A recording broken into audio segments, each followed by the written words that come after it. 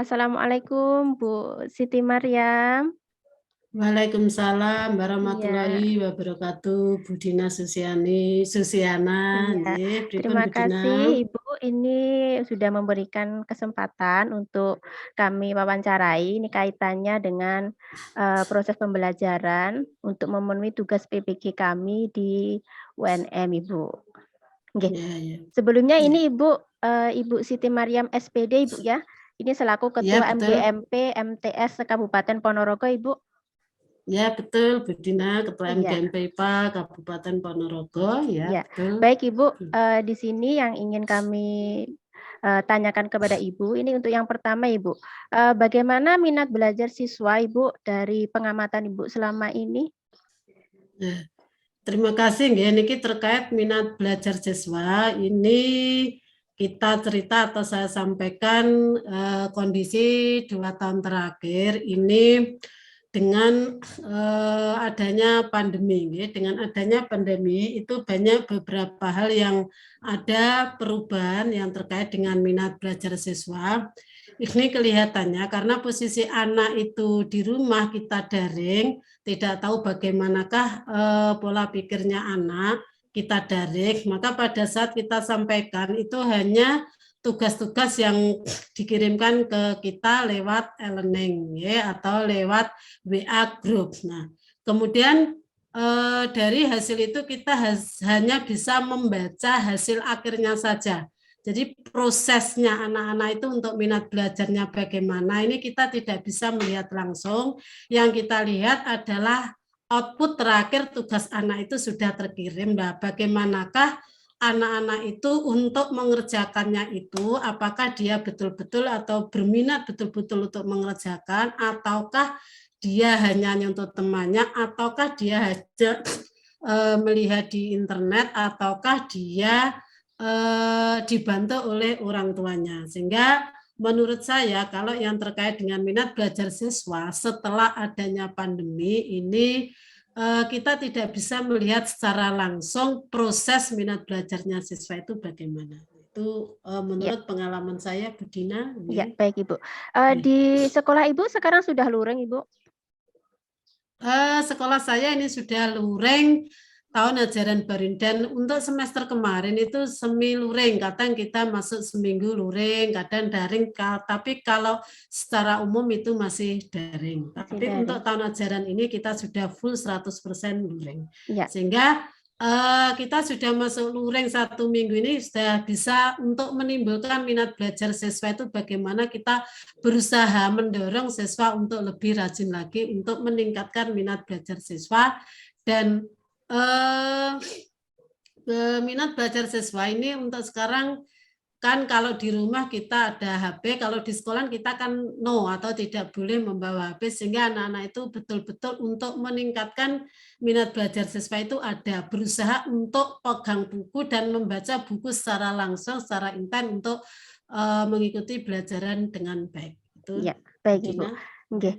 Terus kaitannya dengan membaca bagaimana Bu? Apakah juga Nah, ngefek Ibu membaca minatnya ya, begitu? untuk minat baca ini kalau secara daring ini juga kita tidak bisa melihat secara langsung karena saya katakan tadi kita hanya bisa lewat e-learning yang kita terima adalah output hasil akhirnya. Kemudian kalau yang ini yang kita sudah dari sekitar 2 minggu ini luar biasa, kita harus menimbulkan rasa minat baca anak-anak. Jadi kita paksa anak itu pegang buku, sudah kamu baca itu. Kamu baca sampai kamu nanti paham apa materi yang akan kita pelajari nanti, sehingga anak tidak fokus saja dengan HP. Lah ini dengan sistem luring dengan hanya membaca buku saja, maka insya Allah anak ini 2 minggu kami sudah bisa merasakan ya, dengan membaca. Kemudian apa yang kamu baca itu kamu refleksikan dalam bentuk tulisan dengan mencoba menutup buku paketnya. Saya coba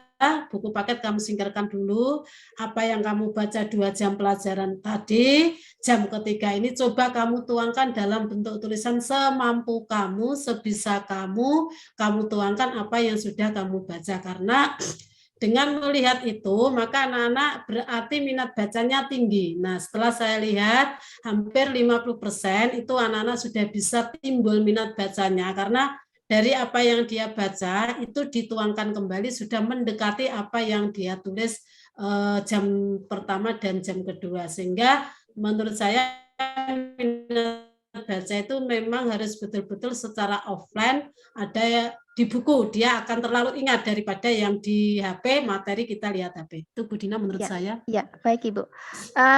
Kemudian ini Bu, dari model pembelajarannya Ibu, mungkin dari pengalaman Ibu, dari apa namanya, pengamatan Ibu selama ini untuk model pembelajaran terutama di bidang IPA, itu bagaimana Ibu? Apakah Terima sudah kasih. inovatif atau masih secara konvensional ceramah Ibu?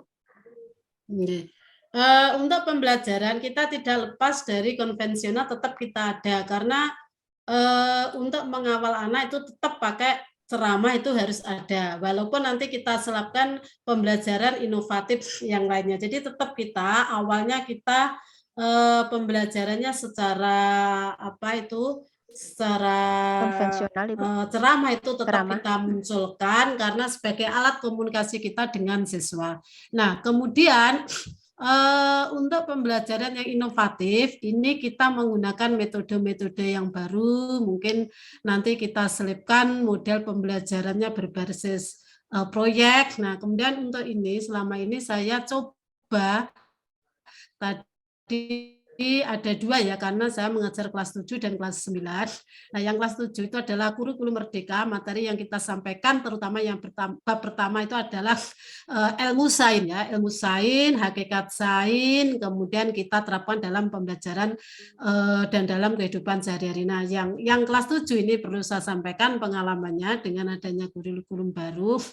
Nah, pertama itu adalah hakikat sains. Hakikat sains itu kan kita ada pengamatan, kemudian ada percobaan, kemudian ada pengklasifikasian atau pengelompokan. Nah, dari itu ya, dari ketiga materi itu saya sampaikan ke anak, saya beri satu contoh dalam kehidupan sehari-hari. Anak saya suruh untuk berpikir sendiri, mencari sendiri, tuliskan contoh dalam kehidupan sehari-hari yang terkait dengan itu.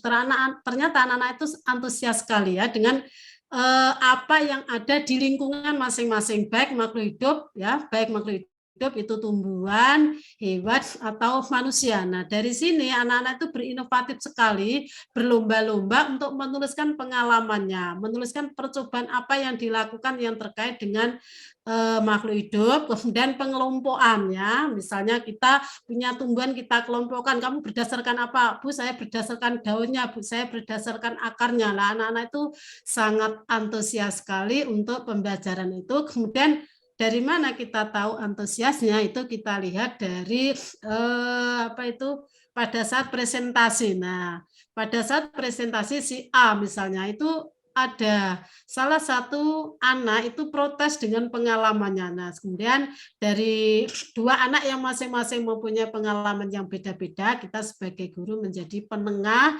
semua betul, tidak ada yang salah dengan alasan begini-begini, sehingga semua menerima ya, menerima masukan dari teman-teman itu berdasarkan pengalamannya. Itu untuk kelas 7. Nah, kemudian kalau yang kelas 8 ini kebetulan sistem reproduksi yang kita sampaikan 9 semester Ibu, ini kelas 9 kelas ya, 9 ya, kelas iya, iya. 9 itu sistem reproduksi ini yang perlu kita sampaikan ke anak untuk meningkatkan apa ya ke anak.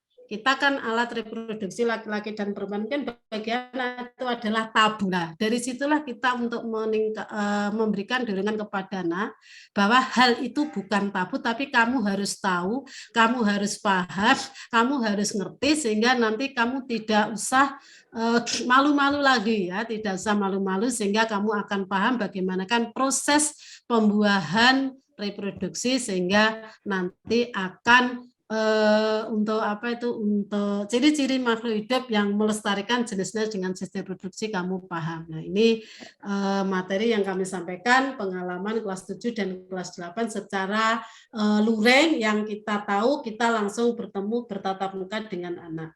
Ya, Bu baik Dina? Ibu. Ya. Kalau di IPA itu kan ada rumus juga Bu ya.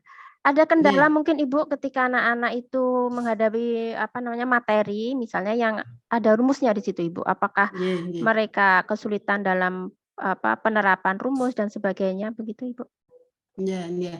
Terkait dengan rumus, ini awal kita kasih konsep dulu ke anak, ya. Kita kasih dulu konsep ke anak. Nah, kemudian dari konsep itu, maka anak itu bisa merumuskan sendiri, ya.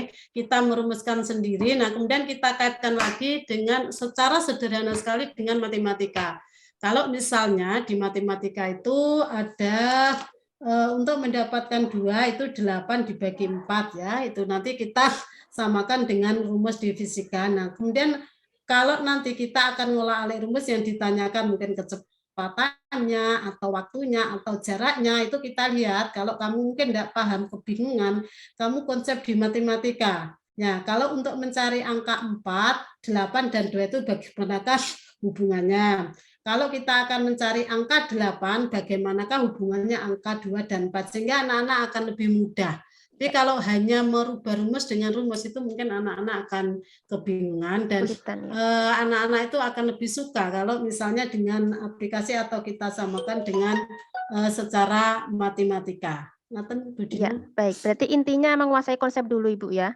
Ya, Ya, harus tahu betul Ibu. konsep dulu. Baik. Kalau tahu konsep, nanti anak-anak akan lebih paham dengan rumus. Jadi kalau misalnya kamu berjalan, perjalanan kamu jauh, maka hambatan yang kamu alami, perjalanan dari rumah sampai Ponorogo, dengan perjalanan dari rumah sampai Jakarta, maka hambatannya itu yang lebih banyak yang mana? Yang ini Bu, lah berarti jaraknya apakah beda? Berbeda, berarti bagaimana? Nah, dari konsep itu nanti insya Allah anak bisa untuk aplikasi atau merubah rumus. Ya, Bu Dina. baik Ibu. Kemudian ini Ibu, pembelajaran yang HOTS itu apakah, dari pengamatan Ibu ini sudah ada, apa namanya, diterapkan Ibu atau masih LOTS Ibu? Mohon dari Ya, pengamatan nggih. nggih. Untuk pembelajaran hot ini berarti soal hot itu ya. Ini anak-anak perlu pendampingan khusus untuk soal hot untuk memahami tersebut. Soal itu memang harus berpikir ya, harus itu. Nah, anak-anak terbiasa dan C3, maka perlu pembimbingan ya untuk membantu. Maka kalau yang ditanyakan ini sebelum ke sini, maka kamu harus paham-paham sebelum ini secara khusus untuk jadi kita tidak bisa langsung melepaskan anak untuk menggunakan itu dalam pembelajaran perlu pembimbingan. Bu Dina, kita belum bisa balik bagi anak-anak sudah level acara itu